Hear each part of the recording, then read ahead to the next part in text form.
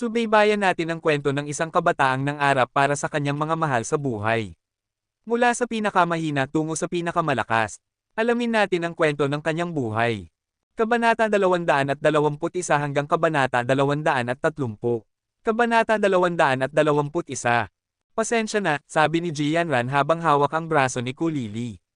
Pasensya na talaga. Kalimutan mo na. Naiintindihan ko na ngayon kung bakit handang ipagpalit ng mga babae ang lahat para sa kanilang mga lalaki. Tumingin si Kulili kay Hansen at nagtanong, Genius, sasama ka ba sa amin? Oo naman. Pero pwede mo ba akong tawagin sa pangalan ko? Hayaan mo na. Napagpasyahan ni Hansen na manahimik na lang at sumunod sa dalawang babae. Kahit na nagtuturo ang military school ng Hyper Geno Arts, wala silang masyadong advanced na mga klase. Pero may mga benepisyo ang mga estudyante ng military school pagdating sa pagbili ng Hyper Geno Arts. Ang mga freshman ay pinapayagang bumili ng C-Class Hyper Geno Art, ang mga sophomore ay pwedeng bumili ng B-Class Hyper Geno Art at 2 C-Class, ang mga junior ay pwedeng bumili ng 2 B-Class at 4 na C-Class, at ang mga senior ay pwedeng bumili ng 1 A-Class at 5 B-Class. Maliban kung nasa espesyal na major sila, kailangan nilang magtapos at maglingkod sa hukbo pagkatapos ng 4 na taon. Pagkatapos ng graduation, depende sa kanilang mga nakamit sa hukbo kung makakabili sila ng mas advanced na Hyper Geno Arts. Hindi katulad ng St. Paul, ang mga Hyper Geno Arts na ibinebenta sa military schools ay may kasamang isang bote lang ng Geno Solution. At ang mga D-Class Arts at mas mababa ay hindi nangangailangan ng Geno Solution. Parehong junior si Jianran at Kulili at ayon sa mga patakaran, pwede silang bumili ng 2 B-Class at 4 na C-Class. Pwede ring bumili si Hansen ng 1 C-Class sa puntong ito. Pero hindi siya interesado sa mga mas mababang Hyper Geno Arts matapos makita ang Holy Angel at Sparticle. May utang pa rin si Chin Zuan kay Dollar ng S-Class license. Paano ko kaya ito mababawi? Patuloy na iniisip ni Hansen ito pero wala siyang magandang solusyon. Hiniling ni Chin Zuan kay Dollar na kunin ito sa Steel Armor Shelter. Pero sobrang delikado ito dahil sa mga malalakas na tao at Son of Heaven sa shelter na galit kay Dollar. Pumunta ang tatlo sa Hyper Geno Art Store ng paaralan at wala silang nakitang tindera pero puro vending machine lang. Available ang mga tutorial para i-download pagkatapos magbayad at lalabas ang Geno Solutions mula sa vending machines. Jianran, ano sa tingin mo ang dapat kong bilhin? Hindi makapagdesisyon si Kulili. Genius, payuhan mo naman ako, sabi niya kay Hansen. Siguro pwede mong subukan ang B-Class Momentum at Windbreak. May narinig silang kakaibang boses sa tabi nila. Tumingin ang tatlong estudyante sa direksyon ng boses at nakita nila ang isang maayos na nakadamit, mahinahong middle-aged na lalaki. Mukhang nasa 50 anyos lang siya. Paano mo nalaman na ang dalawang iyon ay angkop sa akin? Nagulat si Kulili sa middle-aged na lalaki. Ngumiti siya at sumagot, ang Hyper Geno Art na ginagamit mo ngayon ay dapat na Jedi Force. Mas nagulat si Kulili, kaya mo ring malaman yan. Propesor ka ba sa Martial Arts Department? Hindi sumagot ang lalaki at nagpatuloy, ang Jedi Force ay nakatuon sa bilis, at malaki na ang progreso mo kaya ang momentum at windbreak ay magdadala sa iyo sa susunod na antas. Talaga, natuwa si Kulili pero hindi pa rin siya lubos na naniniwala sa kanya. Naniniwala akong ang iyong linear acceleration ay umabot na sa 13 sa fitness index at ang iyong muscle strength ay 12.5, kaya ikaw ang perpektong kandidato para sa dalawang iyon. Napatitig si Ku sa middle-aged na lalaki, hindi makapaniwala na kaya niyang sabihin iyon. Ang kanyang linear acceleration ay 12.98 at ang kanyang muscle strength ay 12.51, halos pareho sa sinabi niya. Sa puntong ito, naniwala na si Kulili na ang middle-aged na lalaki ay isang propesor sa Martial Arts Department. Masaya siyang nagpasalamat sa kanya at sinabi, bibilhin ko na ang momentum at windbreak. Ginamit ni Kulili ang kanyang card at binili ang dalawa. Nagulat sina Hansen at Jianran sa middle-aged na lalaki. Hindi siya ordinaryong propesor dahil sa kanyang matalas na pagmamasid. Kailangan mo ba ng tulong ko? Tanong ng lalaki kay Hansen at Jianran. Dapat mo talagang gamitin ang tulong ng propesor. Tiningnan ni Kulili ang mga detalye ng kanyang bagong baniling martial arts at naramdaman niyang angkop talaga ito sa kanya. Wala na akong natitirang kota. Kumusta ka naman? Tanong ni Jianran kay Hansen. Ang tanging meron lang ako ay isang C-Class kota at hindi naman talaga kapakipakinabang sa akin, kaya hindi na lang ako bibili, sabi ni Hansen. Hindi tama iyon. Kahit na ang mga advanced na Hyper Geno Arts ay malakas, mahalaga rin ang pundasyon. Kahit ang mga C-Class Arts ay makakapaglagay ng magandang pundasyon para sa maraming Hyper Geno Arts. Kung gagamitin mo ito ng maayos, makakatulong din ito kapag naging Evolver ka o Surpasser. Tumingin ang middle-aged na lalaki kay Hansen at nagpatuloy, irerekomendo kung mag-practice ka ng isang C-Class at malalaman mo kung gaano ito kapaki-pakinabang. May katuturan yan. Genius, dapat mo talagang subukan yan, suhestyon ni Kulili. Umiling si Hansen, hindi, salamat. Kakabili lang ni Hansen ng 3-blade harpoon at nagpadala ng pera sa kanyang pamilya. Ang natitira lang sa kanyang account ay $200,000. Kahit na mas mura sa military school, ang C-Class martial art ay nagkakahalaga pa rin ng $500,000 kaya wala talaga siyang pera. Mabait naman ang propesor. At kailangan mo rin naman ito kaya bilhin na lang natin, sabi rin ni Jianran. Totoo, ang tanging meron lang ako ay $200,000 ngayon. Hindi ko kaya yan, kailangan nang sabihin ni Hansen. Okay lang. Ako na ang bahala. Ngumiti si Jianran at nag-transfer ng $500,000 sa kanya. Dahil mayaman ang girlfriend ko, bibilhin ko na lang, hindi tumanggi si Hansen at humarap sa middle-aged na lalaki. Propesor, anong C-Class Hyper Geno Art ang irerekomenda mo? Kabanata 222. Pagbalik sa dorm, tiningnan ni Hansen ang detalye ng e-blast na binili niya, hawak ang isang bote ng purple na Geno solution sa kabilang kamay.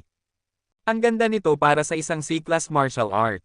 Nagulat si Hansen. Wala siyang gaanong pag-asa sa isang C-Class martial art pero ito ay mas komplikado pa kaysa sa Sparticle. Siguro C-Class lang ito dahil mahirap itong pag-aralan at hindi naman maganda ang resulta. Dahil nasa military school ito at binili ni Hansen ang martial art sa vending machine, hindi siya nagduda na may problema. Pinakamahalaga, pagkatapos niyang tingnan ang e-blast, agad siyang naaakit sa nilalaman. Eksakto ito sa kanyang gusto. Pero pagkatapos tingnan ito, hindi agad nagsimulang mag-practice si Hansen ng e-blast. Hindi rin niya ginamit ang Geno solution. Inilock niya ang lahat sa kanyang locker. Kahit na mukhang walang problema ang e-blast, naramdaman ni Hansen na kakaiba ang kilos ng middle-aged na lalaki. Matalas ang pagmamasid ni Hansen, kaya nahalata niya na ang middle-aged na lalaki ay para sa kanya, at ang pagtulong kay Kulili na pumili ng Hyper Geno Arts ay pantikip lang. Kaya naman, hindi agad nagsimulang matuto si Hansen ng e-blast. Hindi naman mali si Hansen. Ang middle-aged na lalaki ay si Bai Yishan pala mula sa St. Paul. At ang e-blast na binili ni Hansen ay ang Yin Yang Blast na imbento ni Bai. Naniniwala si Bai Yishan na si Hansen ang perpektong kandidato para mag-practice ng Yin Yang Blast. Sinubukan na niya ang opisyal na paraan at hindi niya nakuha ang pahintulot ni Hansen. Sa loob ng ilang araw, magpapasa ang St. Paul ng resolution para ipagbawal ang Yin Yang Blast. Nung oras na iyon, kahit si Bai Yishan mismo ay hindi na pwedeng magturo ng Yin Yang Blast sa iba. Ang paggamit ng ipinagbabawal na Hyper Geno Art ay isang malubhang krimen sa Alliance, at ang mga parusa ay kinabibilangan ng death sentence. Kaya, kailangan ni Bai Yishan na matuto si Hansen ng e-blast sa mga susunod na araw. Ang mga nakapractice na ng Hyper Geno Art bago ito ipagbawal ay hindi nasasailalim sa batas. Noong una, ayaw gamitin ni Bai Yishan ang paraang ito. Pero wala siyang oras para patunayan ang sarili sa St. Paul at kailangan niyang matuto si Hansen. Buti na lang, kilalang-kilala ni Bai Yishan ang presidente ng Blackhawk at mahilig din ito sa martial arts. Pagkatapos suriin ang Yin Yang Blast, hindi niya rin natiis na mailibing ito. Pagkatapos mag-alinlangan, nagpasya siyang tulungan si Bai Yishan. Wala sa kanila ang nakaisip na malalaman ni Hansen at magdedesisyon na huwag itong pag-aralan. Sa sumunod na 2 araw, pinagmamasdan ni Bai Yishan si Hansen gamit ang mga on-campus camera. Dumilim ang kanyang mukha dahil halata namang hindi ginamit ni Hansen ang Geno solution o pinag-aralan ng Yin Yang Blast. Kung hindi, magbabago ang mga katangian ni Hansen. Bilang inventor ng Yin Yang Blast, alam na alam ito ni Bai Yishan. Ano bang nangyayari? Bakit hindi pa niya pinag-aaralan ang Yin Yang Blast? Kinabahan si Bai Yishan. Nag-apply na siya para sa eligibility na mag-practice ng Yin Yang Blast para kay Hansen bilang isang volunteer. Pagkatapos ipagbawal ng St. Paul ang Yin Yang Blast, kukunin nila ang kopya ng Yin Yang Blast kay Hansen at papipirmahan siya ng non-disclosure agreement. Kung sa puntong iyon, hindi pa rin nagamit ni Hansen ang Geno solution, kukunin din ang solution. Kaya pagkatapos noon, kahit na maalala niya ang tutorial ng Yin Yang Blast, dahil wala ang espesyal na solution, hindi siya magtatagumpay. Habang kinakabahan si Bai Yishan, nakita niyang naglalakad si Hansen papunta sa teleport station, at gustong pumasok sa God's Sanctuary. Nagpanik si Bai Yishan. Ang resolution ay ipapasa sa St. Hall sa loob ng 2 araw. Kung pupunta si Hansen sa God Sanctuary, mawawalan siya ng huling oportunidad na mag-practice ng Yin Yang Blast. Kailangan pigilan ni Bai Yishan si Hansen. Hansen. Pinigilan ni Bai Yishan si Hansen bago siya pumasok sa teleport station. Sino ka? Kilala ni Hansen si Bai Yishan pero hindi niya alam ang pangalan nito. Bai ang apelyido ko, at nagkita na tayo sa martial arts store. Inirerekomenda kong bilhin mo ang e-blast. Bakit hindi mo pa sinimulang pag-aralan? Hindi na masyadong nag-isip si Bai Yishan sa puntong ito. Dahil sa tanong na ito, mas lalong nakatiyak si Hansen na may agenda si Bai Yishan. Professor Bai, pasensya na, wala talaga akong oras. Pag-aaralan ko na lang mamaya, sabi ni Hansen nang walang pakialam. Hindi, kailangan mo ng simulang pag-aralan sa loob ng 2 araw. Nagmamadaling sabi ni Bai Yishan. At bakit naman? Tanong ni Hansen, nakatitig kay Bai Yishan. Alam ni Bai Yishan na imposible nang lokohin si Hansen para pag-aralan ang Yin Yang Blast. Nag-alinlangan siya at sinabi, Hansen, pumunta tayo sa lugar na pwede tayong makapag-usap, at maipapaliwanag ko ang lahat. Sige, tumango si Hansen. Gusto rin niyang malaman kung ano ang nangyayari. Ipinasok ni Bai Yishan si Hansen sa isang pribadong conference room at sinabi ang lahat. Pasensya na, Hansen. Kailangan kong gawin iyon. Ikaw ang pinakaangkop na kandidato sa lahat ng nakita ko, at tinanggihan mo ang alok ko na pumunta sa St. Hall. Ayaw ko lang makita na mapagbawal ang Yin Yang Blast. Paghingi ng tawad ni Bai Yishan. Nang marinig si Bai Yishan, maraming pumasok sa isip ni Hansen, isang surpasser at isang maester sa St. Hall. Matagal na siyang nag-aaral ng martial arts at isang walking treasure. Hindi ako patatawarin ng Diyos kung hindi ko siya blackmail. Tiningnan ni Hansen ang ID ni Bai Yishan at hinanap siya sa Skynet. Ang isang sikat na tao na katulad niya ay may milyon-milyong litrato online. Ngumiti si Hansen at tumingin kay Bai Yishan. Naisip niya, huwag mo akong sisihin. Ikaw ang unang nagkamali. Kabanata 223. Hansen, sana simulan mo ng pag-aralan ang Yin Yang Blast ngayon din, mabilis na sabi ni Bai Yishan. Profesor, may itatanong po ako. Bakit hindi niyo po hinanap ang isang evolver o surpasser para pag-aralan ang imbensyon niyo? Tanong ni Hansen. Naisip ko na yun, pero ang Yin Yang Blast ay batay sa ruler, at ang ruler ay may mga requirements para sa mga mag-aaral nito, na dapat ay hindi lalampas sa 20 ang edad. Kahit na gumawa ako ng maraming pagpapabuti, naroon pa rin ang limitasyon. Para sa mga taong mahigit 20, magiging napakabagal ng progreso nila sa pag-aaral ng Yin Yang Blast. Pwede silang gumugol ng 10 taon at mas kaunting progreso lang ang makuha kaysa sa isang bata sa loob ng ilang buwan. Bamantong hininga si Bai Yishan. So, ako po ang pinakaangkop na kandidato para mag-aral ng Yin Yang Blast na wala pang 20. Tama. Kung hindi, hindi ko gagawin ang matinding pagsisinungaling sa iyo. Tumango si Bai Yishan. So, ako na lang po ang kandidato niyo ngayon. Tanong ni Hansen. Oo, huli na para maghanap pa ako ng iba. Sana matulungan mo ako. Pinutol ni Hansen ang sasabihin nito, so, ano po ang alok niyo sa akin? Ano? Natigilan si Bai Yishan. Ibig kong sabihin, kabayaran. Dahil malapit nang ipagbawal ang Yin Yang Blast, ibig sabihin, delikado. At para ako'y magsapalaran para sa inyo, kailangan akong bayaran. Hindi ba kayo sang-ayon? Ngumiti si Hansen. Nag-alinlangan si Bai Yishan. Hindi pa niya nakikita ang ganitong kabataang lalaki. Hindi pa siya humihingi ng pabor at lagi siyang nilalapitan ng mga tao para matuto ng mga bagong martial arts na kanyang inimbento. Sige, kung kinakailangan, babayaran kita. Magkano ang gusto mo? Gagawin ni Bai Yishan ang lahat para manatili ang Yin Yang Blast.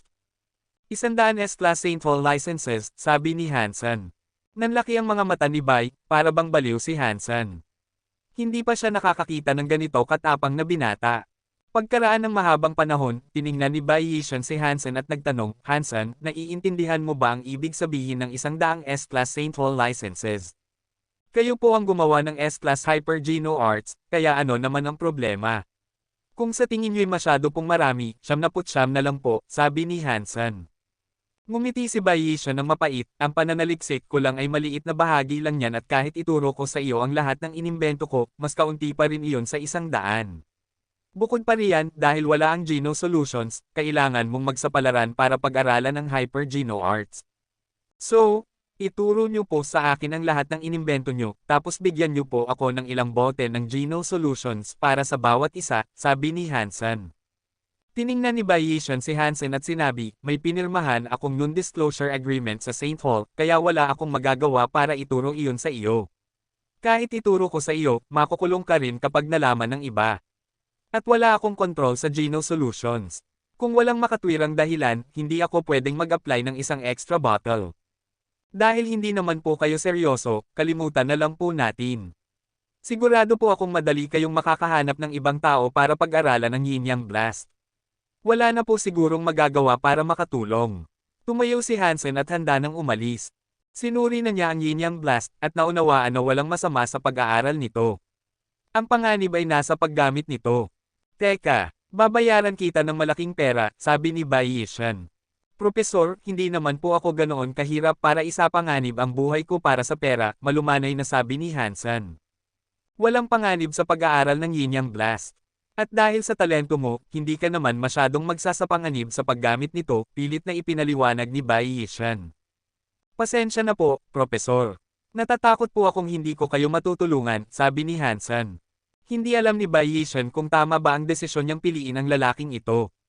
Wala siyang nagawa kundi sabihin, binigyan ako ng St. Hall ng 2 S-Class licenses kada taon. Ginamit ko na ang ilan at may ibinigay na rin.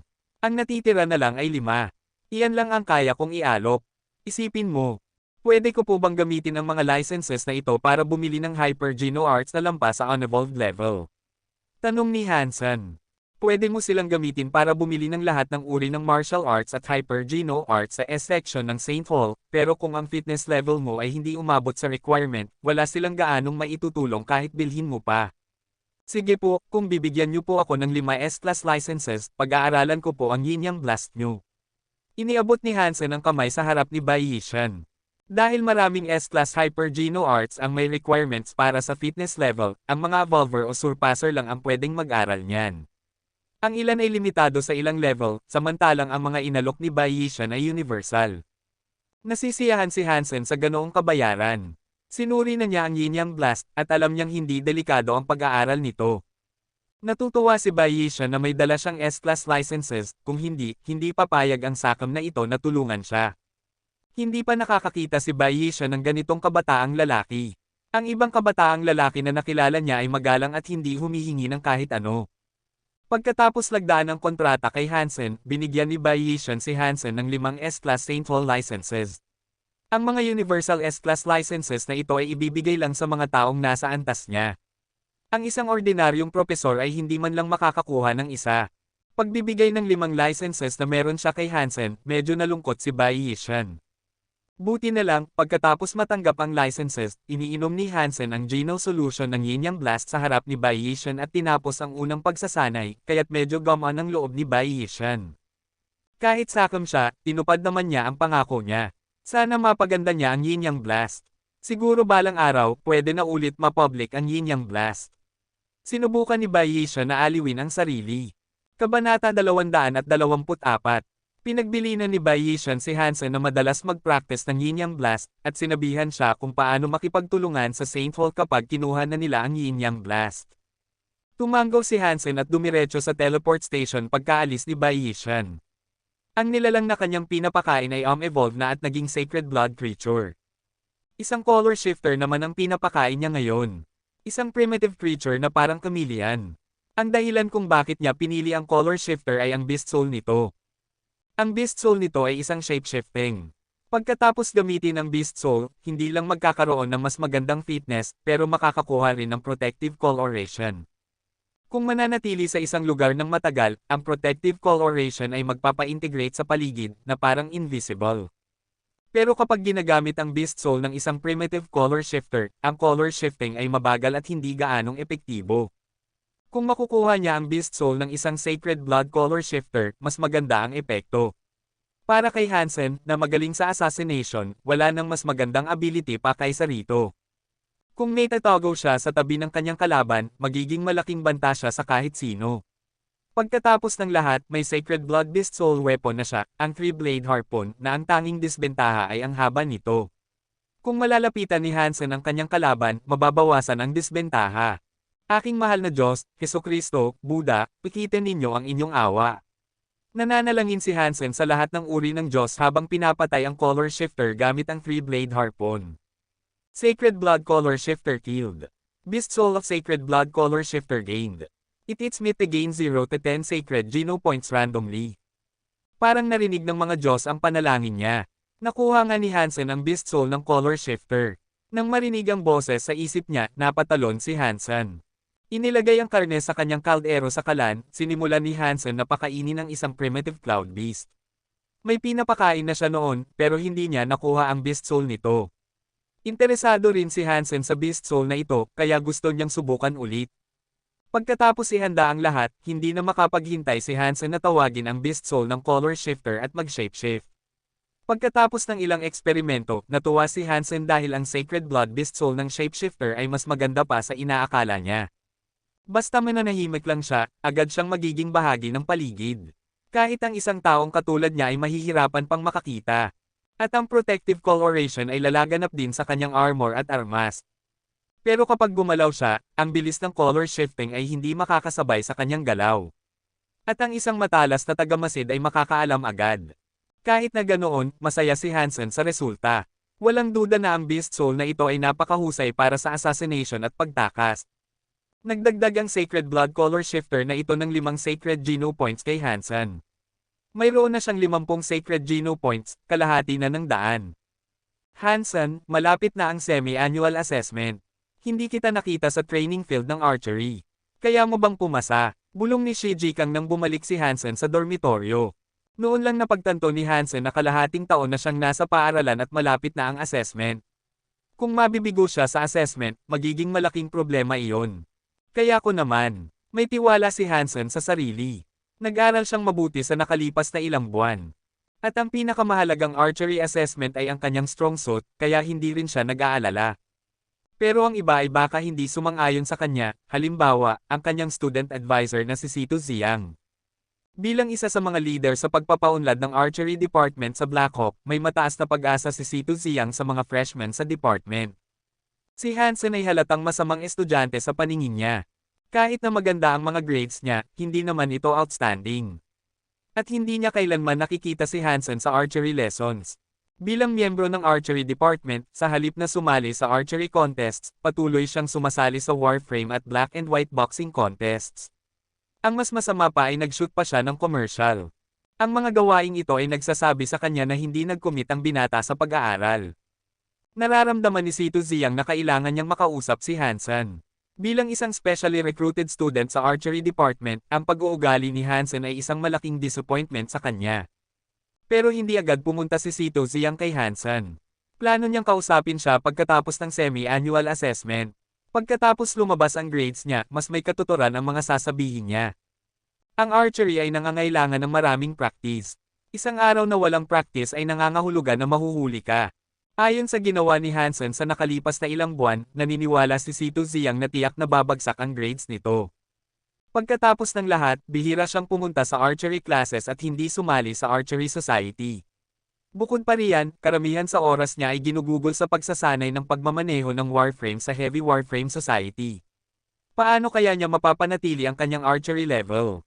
Kahit na magaling siya noong una, hindi na siya gagaling pagkatapos ng lahat ng pagpapabeya na ito. Kakausapin ko siya pagkatapos niyang mapagtanto iyon. Pinanood ni Sito Ziyang si Hansen na pumapasok sa test field. Ambisyoso siya sa pagpapaunlad ng archery department sa Blackhawk at hindi niya inaasahan na makakaharap ang mga specially recruited students na walang interes sa archery. Iniisip pa nga niya na kung mabibigo ito sa assessment na ito, dapat niyang imungkahi sa school management na ilipat siya sa ibang department. Dahil mahilig siya sa Warframes, dapat siyang ilipat sa Warframe department. Wala siyang naitutulong sa archery department. Kahit na ang archery tournament sa Military School League ay hindi kasing popular ng ibang kompetisyon, mahirap pa ring makakuha ng magandang ranking. Bilang coach ng Archery Society, kailangang pag-isipan ni Sito Ziyang ang lineup ng kanyang team. Kahit na may ilang magagaling na seed players sa mga specially recruited freshmen, kailangan pa nila ng mas maraming training at hindi agad magagamit. Bilang isa sa mga freshmen, si Hansen ay natural na nakalista bilang isang black sheep sa isip ni Sito Ziyang. Kabanata 225.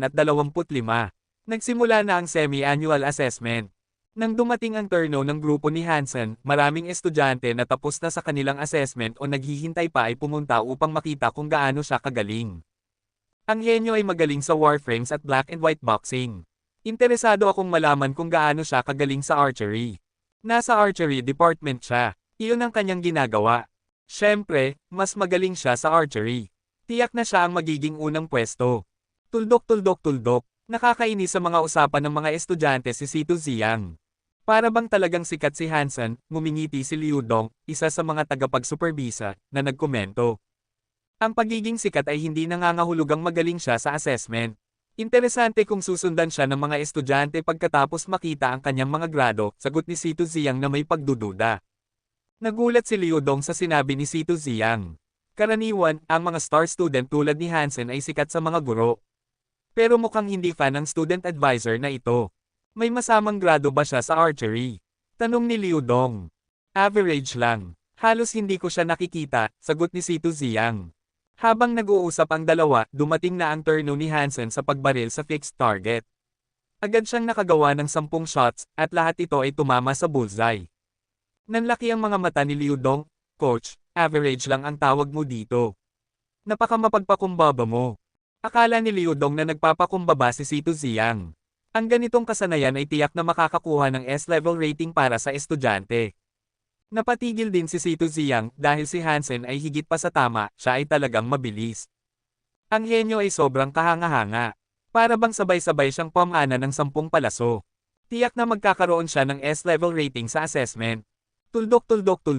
Ang semi-annual assessment sa military schools ay nahahati sa 8 level, S, A, B, C, D, E, F, G. Ang estudyante ay makakakuha ng rating sa bawat asignatura, at ang mga rating na mas mababa sa D ay itinuturing na bumagsak. At lahat ng asignatura na nasa ilalim ng D ay kailangang ulitin. Kung ang kabuuang rating ay mas mababa sa D, malamang na kailangan ng estudyante na mag-drop out. Ang performance ni Hansen ay diretsyong na-rate ng AI bilang S. Lahat ng estudyante ay na-rate ng AI na mas mabilis at mas tumpak kaysa sa manual na rating.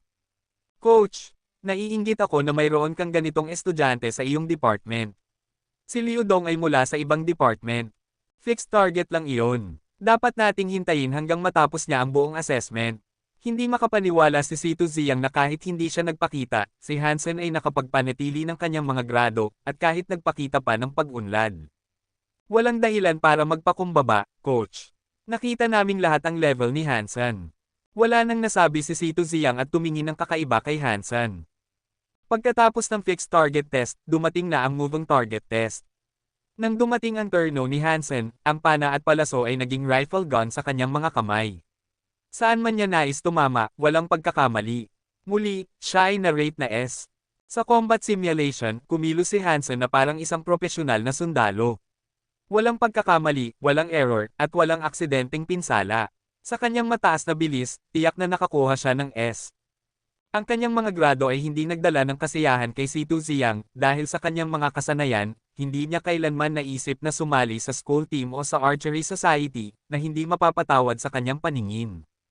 Bilang isang specially recruited student sa aming department, hindi siya kailanman nag-isip na makapag-ambag sa kanyang sariling major. Kailangan kong turuan siya ng leksyon. Siyempre, nais ni Sito Ziyang na gamitin siya. Gayunpaman, dahil hindi nag-apply si Hansen na sumali sa school team, ayaw niyang tanungin siya ng personal. Sa kanyang puso, tinuring na niyang si Hansen bilang isa sa mga core players na makikisali sa torneo.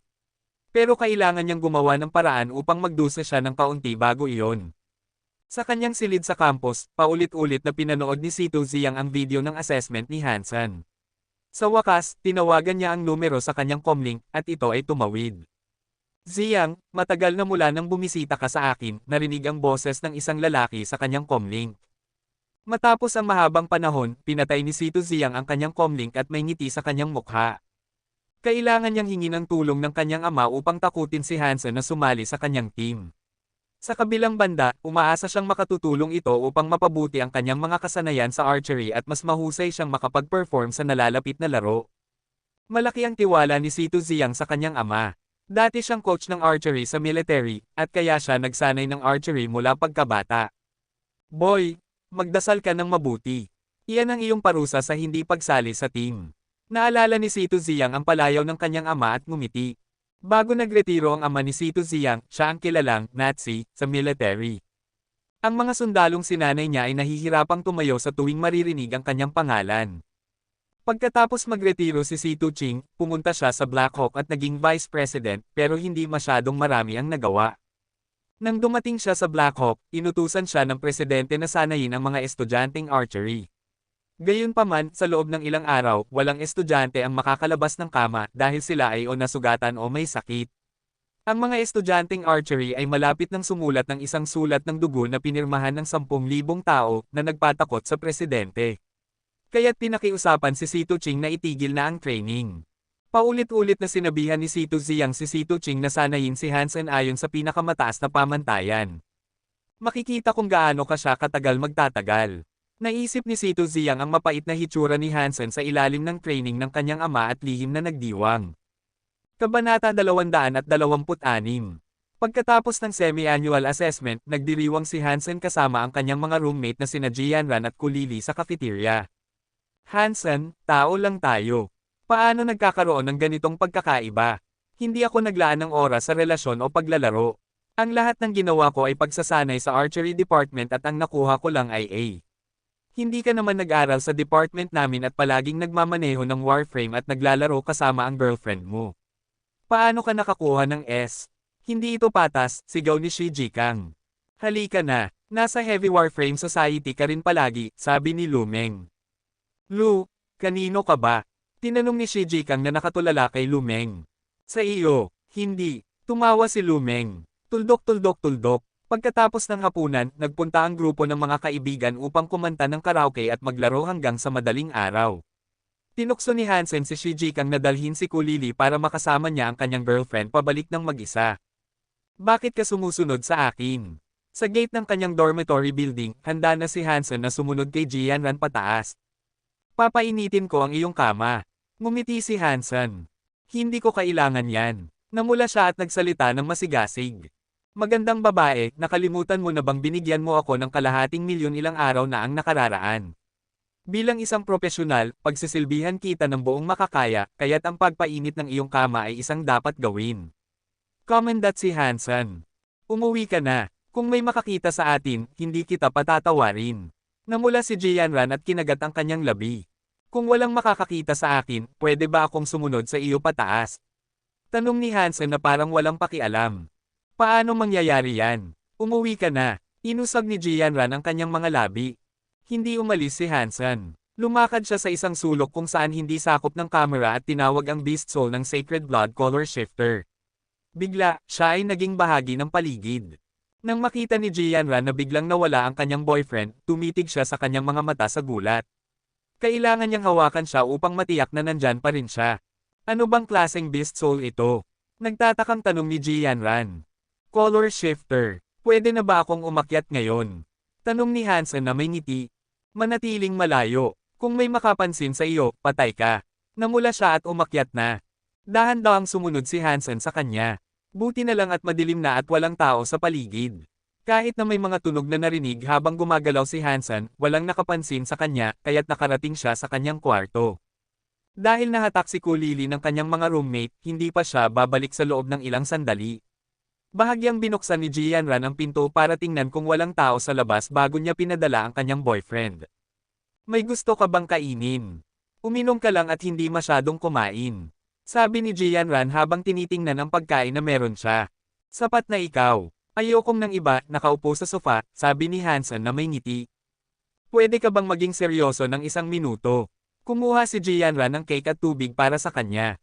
Seryoso at profesional ako, sinisikap na mas ulit ang iyong kalahating milyon, sagot ni Hansen.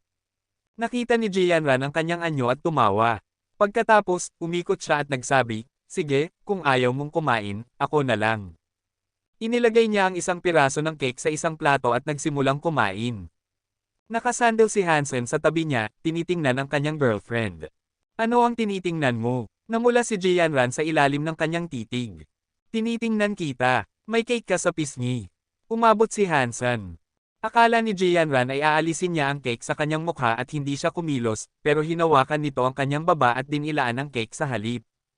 Pagkatapos, dinilaan niya ang cream sa kanyang mga labi at sinabi, masarap. Uminit ang mga mata ni Jianran at bigla niyang pinukpok ang kanyang mukha gamit ang buong piraso ng cake sa kanyang kamay. Habang nagulat si Hansen, hinawakan niya ang kanyang balikat at sinabi, may cake ka rin sa pisngi. Napatitig si Hansen. Ginamit niya ang kanyang maliit na dila upang dilaan ang isang piraso ng cream sa kanyang mukha, namumula. Hindi na kayang pigilin ni Hansen ang sarili. Umabot siya upang hawakan ang kanyang baywang at pinagsama ang kanyang mukha sa kanya, tinikman ang cream at ang malambot na balat niya sabay. Nakarating din ang kanyang mga kamay sa kanyang matambok na puwit. Habang nag-e-enjoy ang dalawa sa tamis, bigla nilang narinig ang pinto na bumukas. Alam ko na may mali. Genius, henyo ka rin sa pagnanakaw ng puso ng isang babae. Pumasok si Kulili na may ngiti. Biglang tumalon si Jianran mula sa mga bisig ni Hansen, tumitig kay Kulili at hindi makapagsalita. Si Jikang, dapat hindi ako umasa sa iyo. Paano mo siya pinabalik ng masyadong maaga? Naisip ni Hansen. Wala siyang magawa kundi umalis. Walang paraan na maipagpatuloy ang kanyang layunin sa gabing iyon. Habang pinapanood siyang umalis, may komplikadong anyo si Kulili. Hindi umalis si Hansen nang malayo nang tumunog ang kanyang comlink. Akala ni Hansen ay si Jianran ito at sumagot, ngunit nakita niya si Wang Fu Pingqing sa puting ling-iri sa holographic na imahe. Brother Han, naaalala mo pa ba ang ating kasunduan? May oras ka ba bukas? Tanong ni Wang Fu Pingqing na may ngiti. Oo, saan mo gustong pumunta? Hinawakan ni Hansen ang kanyang ilong at sinabi. Nang gumawa siya ng kontrata kasama si Wang Fu Pingqing, nangako rin siya na makikipagsapalaran sa kanya ng isang beses at kailangan niyang tuparin ang kanyang mga salita. Kabanata 227. Kinabukasan, naghihintay si Hansen kay Wang Fu Pingqing sa harap ng teleport station. Nakakuha siya ng text mula sa Office of Academic Affairs nang makikita lang niya si Wang Fu Pingqing. Sa text, sinabihan siyang dumalo sa isang training na pinangunahan ni Sito Ching. Pasensya na, kailangan kong umalis. Ipinakita ni Hansen kay Wang Fu Pingqing ang text. Tumingin si Wang Fu Pingqing at nagkunot ng noo. Kung siya ang Sito Ching na narinig ko, mukhang may problema ka. Anong meron sa kanya? Vice President ng Black Hawk. Dati siyang coach ng archery sa military at may palayaw na Nazi. Ikinwento ni Wang Fu Pingqing kay Hansen ang tungkol kay Sito Ching. 2 taon na ang nakakaraan, nagdaos siya ng training na natapos sa loob ng ilang araw dahil sa mga reklamo mula sa mga estudyante. Hindi ko akalain na papayagan pa ng paaralan na gawin ito. Mag-ingat ka, at pwede nating ipagpaliban ang ating kasunduan. Umalis si Wang Fu Pingqing. Gumawa si Hansen ng kaunting pananaliksik sa online school community at nagkaroon ng mas magandang ideya kung sino si Sito Ching. Batay sa text mula sa Office of Academic Affairs, dumating si Hansen sa isang indoor training facility. Nang dumating siya, naramdaman niyang may kakaiba. Sa buong pasilidad, siya lang ang trainee. Ang student advisor na si Sito Ziyang at isang maganda at maayos na nakadamit na middle-aged na lalaki ang naghihintay sa kanya. Hansen, ito si Coach Sito Ching. Mula ngayon, siya ang magtuturo sa iyo sa loob ng 1 buwan. Kailangan mong mag-aral ng mabuti sa ilalim ng kanyang gabay. Pinalo ni Sito Ziyang sa balikat si Hansen at umalis. Nakangiti si Sito Ziyang sa loob-loob, batang ito, babalik ako at makikita kung gaano ka miserable sa loob ng ilang araw. Sa panahong iyon, magmamakaawa ka na makasama ako. Umusag si Hansen at lumapit kay Sito Ching. Ngumiti ang coach kay Hansen, Hansen, narinig ko ang tungkol sa iyo. Sikat ka dito sa ating paaralan. Narinig kong ikaw ang pinakananais na date ng mga babae. Maganda ang mga grado mo at marami kang talento. Pinapuri mo ako, coach. Habang nakikipag-usap kay Sito Ching, pinanatili ni Hansen ang tamang posture ng isang sundalo na natutunan niya sa military training. Seryoso ako. Nakikita ko ang malaking potensyal sa iyo at naniniwala akong ikaw ang pag-asa ng ating archery department. Gagawin ko ang lahat para ituro sa iyo ang lahat ng alam ko upang makatulong ka sa pagpapaunlad ng department. Pinalo ni Sito Ching si Hansen sa balikat. Mukhang siniseryoso niya ang lahat ng sinabi niya. Salamat, coach. Nakatayo ng tuwid si Hansen at nagsabi. Ngumiti si Sito Ching at iniabot ang kanyang kanang kamay sa harap ni Hansen. May hawak siyang piraso ng metal na may sukat na 1 pulgada sa 1 pulgada. Mukhang Z-steel ito. Biglang nagkaroon ng kulay at texture ng ginto ang kamay ni Sito Ching. Hindi ito katulad ng kamay ng tao. Crack! Sa isang banayad na pisil, pinatigas ni Sito Ching ang Z-steel. Ito ay maliit na regalo para sa iyo. Ipinasa ni Sito Ching ang piraso ng Z-steel kay Hansen na may ngiti. Naiintindihan ni Hansen na ito ay isang babala. Ngunit talagang kahanga-hanga ito. Hindi pa niya ito nagagawa hanggang sa ngayon. Nabasa na niya ang tungkol sa ganitong uri ng lakas sa Skynet. Ito ay isang klase ng martial arts na tanging mga evolver lamang ang makakapag-practice. Ang konsepto ay baguhin ang istrukture ng kanilang mga selula ng katawan at gawing metal ang mga ito. Kahit na makakuha si Hansen ng mga martial arts na ganito, hindi kayang tanggapin ng kanyang katawan ito. Salamat! Tinanggap ni Hansen ang regalo na may ngiti. Okay, narito nagsisimula ang ating training. Magsisimula tayo sa horse riding stance. Ang mga ordinaryong tao ay iniisip na ang archery ay nakasalalay sa lakas ng mga braso at daliri, na mali. Karamihan sa lakas na kinakailangan sa archery ay nagmumula sa baywang at tiyan. Ngayong umaga, pagsasanay natin ang iyong core strength gamit ang horse riding stance. Inutusan ni Sito Ching si Hansen na gawin ang posture at umupo sa upuan, pinapanood siya. Coach, may maliit na hiling. Sabi ni Hansen habang ginagawa ang posture. Subukan mo, pero karaniwan, hindi ako nagbibigay ng kahit ano. At ang pagsasalita ay magpapahirap lang. Kung mahulog ka bago magtanghalian, kailangan mong gawin ang parehong bagay sa hapon. Samnaro ang mga mata ni Sito Ching at sinabi, Coach, isa sa mga libangan ko ay ang black and white boxing.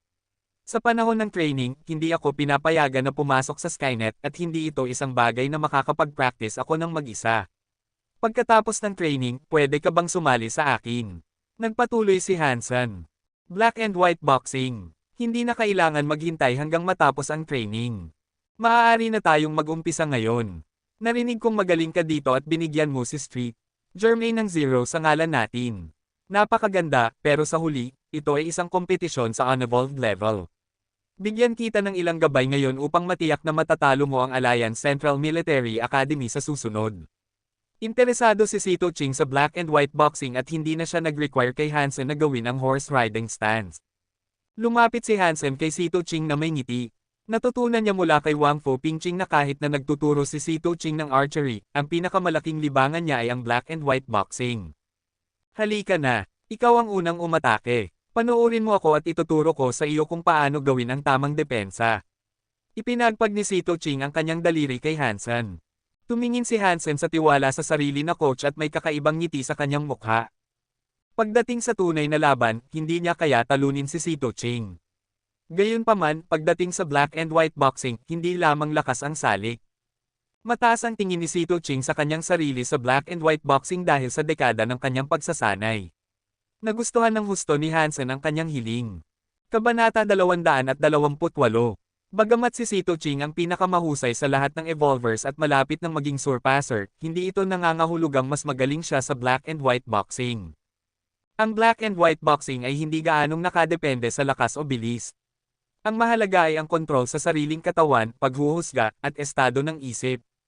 Dahil si Hansen ay nag-aral ng Jad Esken, ang kontrol niya sa kanyang katawan at lakas ay hindi mas mababa sa isang evolver, at ang iba pang dalawang salik ay walang kinalaman sa katayuan. Kakaumpisa lang ni Hansen na mag-practice ng Yin Yang Blast, at talagang na-inspire siya sa theoretical na kaalaman nito. Tama si Bai Yisha na hindi delikado ang mag-practice at nakakatulong din upang mapabuti ang fitness. Ang panganib ng Yin Yang Blast ay nasa paggamit nito. Ang paggamit ng Yin Force at Yang Force sa tamang oras ay napakahirap para sa mga gumagamit. Kung magkakamali, ang mga gumagamit mismo ay masasaktan. Ang Yin Force ay isang malambot na puwersa, habang ang Yang Force ay dominante. Sila ay dalawang extreme sa asensya. Katulad ng black and white boxing, nangangailangan ito ng mahusay na paghuhusga mula sa gumagamit. Kailangan mong malaman kung anong uri ng lakas ang ginagamit ng iyong kalaban upang makapagpasya kung gagamitin ang Yin Blast o Yang Blast. Kung ang lakas ng kalaban ay mas malakas kaysa sa iyo, kailangan mong gumamit ng Yin Force. Kung gumamit ka ng Yang Force, parang sinasaktan mo ang isang bato gamit ang itlog. Dahil ang Yang Force ay kakainin ang lahat ng lakas ng isang tao, ang isang atake ay karaniwang nangangahulugang buhay o kamatayan. Siyempre, ito ang pinaka-praktikal na halimbawa. Ang paggamit ng mga puwersa ay maaaring maging napakaiba. Ang pagsasama ng Yin Force at Yang Force ay magbibigay daan sa iyo upang makayanan ang iba't ibang sitwasyon na siyang pinakamahirap na bahagi ng Yin Yang Blast. Kaya, malaking bahagi ng Yin Yang Blast ang paghawak sa mga paghuhusga ng lahat ng uri ng sitwasyon at ang mga paraan upang itago ang intensyon ng gumagamit. Ang paggamit ng Yin Force at Yang Force ay nangangailangan ng maraming pagsasanay, kaya't hindi pa kayang gamitin ni Hansen ito sa puntong ito. Gayunpaman, nakinabang na siya ng marami mula sa mga teorya. At ang theoretical na kaalaman ay umabot na sa antas ng mga Evolver at Surpasser. Tungkol naman sa demigod level, hindi pa rin naaabot iyon ni Bai Yishan, kaya walang kaugnay na pagpapakilala. Gayunpaman, nakakaintindi si Hansen ng mga teorya mula sa mataas na antas. Nang ginamit niya ang theoretical na kaalaman na ito kay Si Tuqing, ang epekto ay lampas sa kanyang inaasahan. Unti-unting nagbago ang ekspresyon ni Si Tuqing. Sa simula, nais niyang i-instruct si Hansen, ngunit kalaunan ay nagsimula na siyang pretuhin ito na parang seryosong laban. Sa huli, labis na nagulat si Si Tuqing. Paano mo nagawa iyon? Tumitig si Si Tuqing kay Hansen. Hindi siya nanalo sa isang laban sa higit sa 100 laban. Nagdududa si Si Tuqing na ang estudyanteng ito ay maaaring may dalang cheating equipment. Madali lang iyon. Ang paraan ng paggamit mo ng lakas ay luma na. Halimbawa, kapag ginagamit mo ang Black Fist, ang kalamnan sa iyong braso. Ipinahayag ni Hansen ang ilang bagay tungkol sa mga teorya ng Yin Yang Blast. Tumanggaw si Si Tuqing ng matindi na para bang isang estudyanteng nasa elementarya na nakikinig sa kanyang guro. Pasensya na, sobra na ang nasabi ko. Kailangan kong bumalik sa horse riding stance. Pinigilan siya ni Si Tuqing at inilagay si Hansen sa kanyang sariling upuan. Naglagay ng tasa ng tsaa si Tuqing kay Hansen na may ngiti sa kanyang mukha, kalilimutan na natin iyon. Mangyaring magpatuloy. Parang hindi tama yan, commendat si Hansen at sinabi. Ano ang hindi tama? Napanood ko ang mga video ng iyong pagsusulit. Magaling ka. Ipapakita ko sa iyo ang ilang tricks mamaya at kailangan mo na lang itong i-practice. Nagmungkahi si Tuqing, gawin natin ito, pwede mong ipakita sa akin kung paano mapabuti ang iyong mga kasanayan sa black and white boxing, at maipapakita ko sa iyo ang mga teknik sa archery. Kung mayroon kang anumang hindi mo naintindihan, pwede mo akong tanungin tungkol dito. Kung ganoon, magpapatuloy ako. Tanong ni Hansen. Oo, mangyaring, iginiit ni Si Tuqing. Ngumiti si Hansen at nagpatuloy sa pagtalakay tungkol sa black and white boxing, habang kinuha ni Si Tuqing ang pana at palaso upang ipakita kay Hansen ang ilang espesyal na teknik sa archery. Huwag tumigil. Pinilit ni Hansen si Tuqing, napansin niyang huminto ang coach sa pagpapakita habang nakikinig kay Hansen. Oo, sabi ni Si Tuqing at nagpatuloy sa pag-shot ng mga palaso. Pagkatapos ng 2 araw, naramdaman ni Si Tuqing na panahon na upang tingnan si Hansen. Pumunta siya upang tingnan kung gaano siya kamiserable at subukang pilitin siyang sumali sa team. Habang iniisip ang hitsura ni Hansen, hindi niya mapigil ang ngumiti at pabilisin ang kanyang mga hakbang. Sa sandaling pumasok siya sa training facility, ang nakita niya ay nagpatigil sa kanya. Sa kabaligtaran ng kanyang imahinasyon, ang sikat na estudyante ay nakaupo sa upuan ng kanyang ama, umiinom ng tasa ng tsaa. Samantalang si kanyang ama ay abala sa pag-shot ng mga palaso sa tabi ni Hansen na nakangiti sa estudyante paminsan-minsan. Para bang si Si Tuqing ang nasa ilalim ng training at si Hansen ang coach. Nagtataka si Tuqing at akalaing may mali sa kanyang mga mata. Bakit? Hindi makapagsalita si Tuqing. Paano nangyari na ang kanyang ama na tinatawag na Nazi ay kumikilos ng ganito? Anong spell ang naihagis ni Hansen sa kanya? Hindi niya matanggap ang kanyang nakikita at akalaing siya ay nasa isang panaginip. Dapat ito ay isang panaginip. Ang aking ama ay hindi maaaring. Pinindot ni Si Tuqing ang kanyang pisngi, sinusubukang magising. Ouch! Ang matinding sakit sa kanyang pisngi ay nagpapatunay na hindi siya nasa isang panaginip. Habang hinahawakan ang kanyang mukha, may kakaibang anyo si Tuqing. Kabanata 229. Dad, anong ginawa mo? Hinatak ni Si Tuqing papasok sa lounge at isinara ang pinto. Anong nangyari sa coach na Nazi? Magaling talaga ang batang iyon sa black and white boxing. Sa tuwing tinatalo niya ako, natutukoy niya kung anong mali ang ginawa ko, kaya. Namula si Tuqing ng kaunti dahil tuluyan na niyang nalimutan ang kanyang misyon dulot ng pagkahumaling sa black and white boxing. Walang masabi si Tuqing. Dad, kailangan mong sanayin siya ng mabuti. Alam mo ang sitwasyon ng archery department. At umaasa kami sa kanya sa torneo na ito. Sabi ni Tuqing na medyo nababahala. Relax. Naituro ko na sa kanya ang lahat. Maganda ang pundasyon ng batang iyon at magiging maayos siya sa Military Academy Tournament, tugon ni Tuqing. Naramdaman ni Tuqing na tuluyan ng nabigo ang kanyang plano. Alam niyang mula sa hitsura ng kanyang ama, ang tanging iniisip niya sa ngayon ay black and white boxing. Bagamat nadismaya si Situ Ziyang, alam niyang may mahusay na paningin ang kanyang ama pagdating sa talento. Kung sinabi niyang okay si Hansen, tiyak na totoo iyon. Sige, umupo si Situ Ziyang. Kahit na hindi nagtagumpay ang kanyang plano na turuan si Hansen ng leksyon, mas tiyak na ngayon na si Hansen ay isang mahusay na archer. Nagpasya si Situ Ziyang na umalis at hilingin sa kanyang ama na tapusin ang training. Matapos ang training, hihilingin niya kay Hansen na sumali sa school team.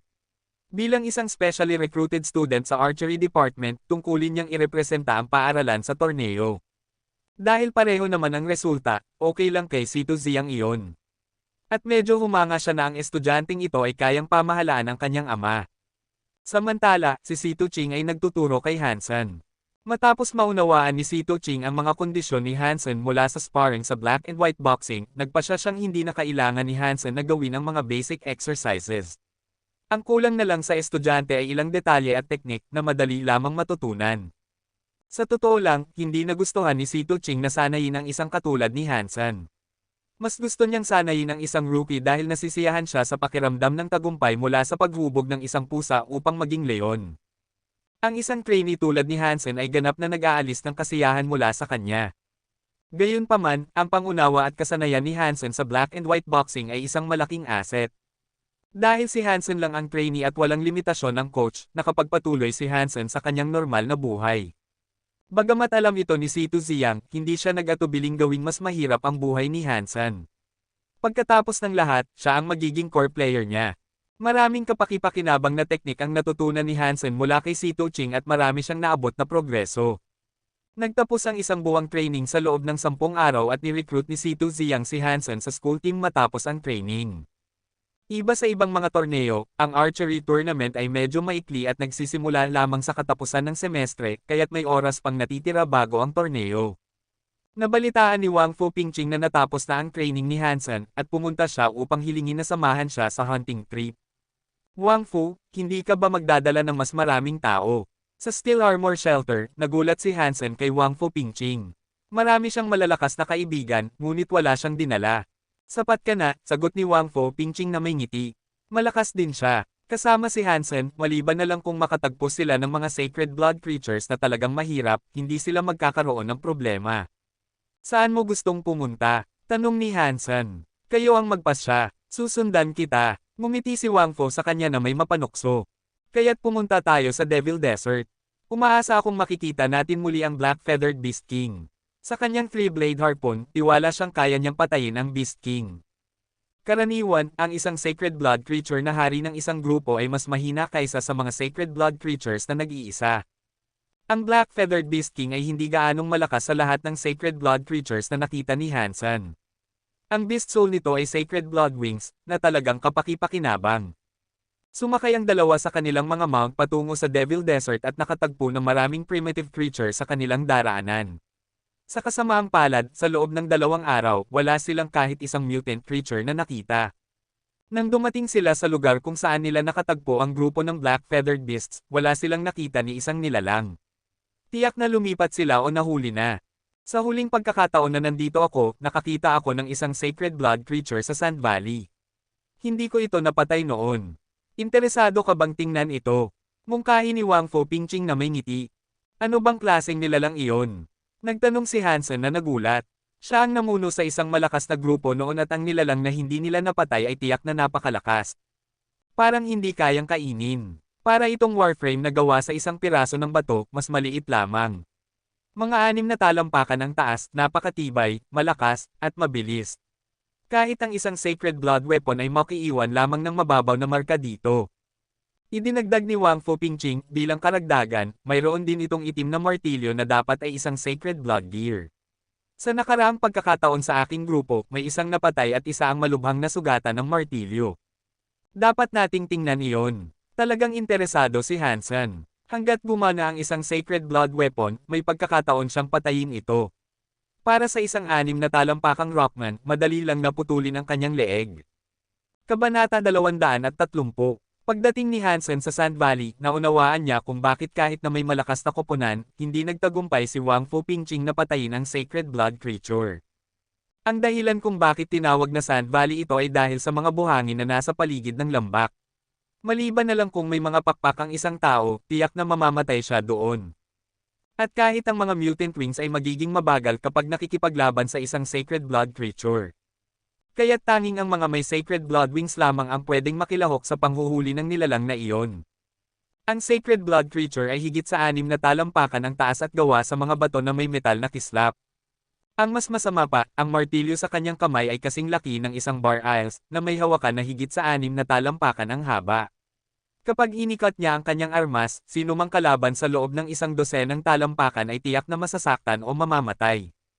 Ngumiti si Wang Fu Pingching kay Hansen, Brother Han, sa tingin mo kaya mong patayin ang nilalang na ito. Ngumiti si Hansen pabalik sa kanya, Wang Fu, naniniwala akong hindi mo ako dinala dito para lang tingnan ito. Maaari kitang bigyan ng Sacred Blood Beast Soul Arrow. Pero kung makuha mo ang Beast Soul nito, kailangan kong kunin ang kalahati, sabi ni Wang Fu Pingching. Pinlano niya ito nang dalhin siya dito. Mayroon siyang Sacred Blood Bow at mayroon siyang Sacred Blood Arrow, kaya maaari silang sumalakay sa Sacred Blood Creature mula sa labas ng Sand Valley. Kung makakapatay sila, napakaganda. Kung hindi, masusugatan ng nilalang at mapipilitang lumabas mula sa lambak. At pagkatapos ay maaari nilang subukang patayin ang nilalang ng magkasama. Hindi natatakot si Wang Fu Pingching na masaktan siya ng nilalang dahil mayroon siyang Sacred Blood Wings. Masyado kang humihingi, sabi ni Hansen. Kung wala ang arrow ko, ang isang ordinaryong arrow ay hindi makakasakit o makakapag-provoke dito. Sa tingin ko, makatarungan lang na kumuha ako ng kalahati, sabi ni Wang Fu Pingching. Wala siyang tiwala na kaya ni Hansen na patayin ang nilalang ng walang kanyang arrow. Magagawa ko nang wala ang arrow. Pagkatapos kong patayin ang nilalang na ito, dadalan kita ng hapunan. Tinawag ni Hansen ang isang pares ng pakpak at lumipad patungo sa Sand Valley. Habang tinitingnan si Hansen na lumilipad gamit ang isang pares ng primitive wings, nagulat si Wang Fu Pingching, Brother Han, hindi mo naman balak gamitin ang primitive wings na ito para pumasok sa lambak, di ba? Ang mga pakpak ay mula sa isang primitive black-feathered beast, kaya't mabagal at hindi epektibo ang mga ito. Saktong sapat lang ito upang hindi mahulog si Hansen sa buhangin. Dati, nagkaroon si Hansen ng isang pares ng mutant wings na ipinagbili niya kay Wang Fu Pingching kapalit ng 3-blade harpoon. Mayroon din siyang purple-winged dragon beast soul, na pirma ni Dollar at hindi niya ito magagamit. Ngumiti si Hansen at hindi sumagot, lumilipad papasok sa Sand Valley. Puno ng quicksand ang lambak, at ang nilalang ay nakatayo sa ibabaw ng buhangin. Sa hindi alam na dahilan, ang mabigat na katawan nito ay hindi lumulubog.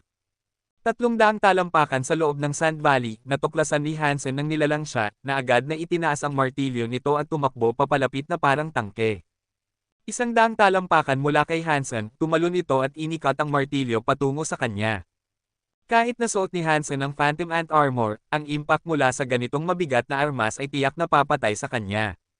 Nakita ni Wang Fu Pingching na si Hansen ay nasa panganib. Masyadong mabagal ang kanyang mga pakpak upang mailayo siya mula sa atake ng nilalang. Kung pipiliin niyang lumapag sa lupa, hindi rin siya makakatakas sa martilyo dahil mahuhulog siya sa shifting sand. Ang Sacred Blood Creature ay may ganitong lakas na kahit ang isang tao na puno na ng Geno Points ay hindi makakapag-spar dito, lalo na't ang armas ni Hansen, ang harpoon, ay sobrang ikli. Tinawag ni Wang Fu Pingching ang kanyang Beast Soul Bow at Arrow, na nais sanang mag-shoot ng arrow upang tulungan si Hansen at bigyan siya ng oras. Bago pa man umalis ang arrow mula sa pana, ibinalik na ni Hansen ang kanyang mga pakpak at nahulog sa buhangin.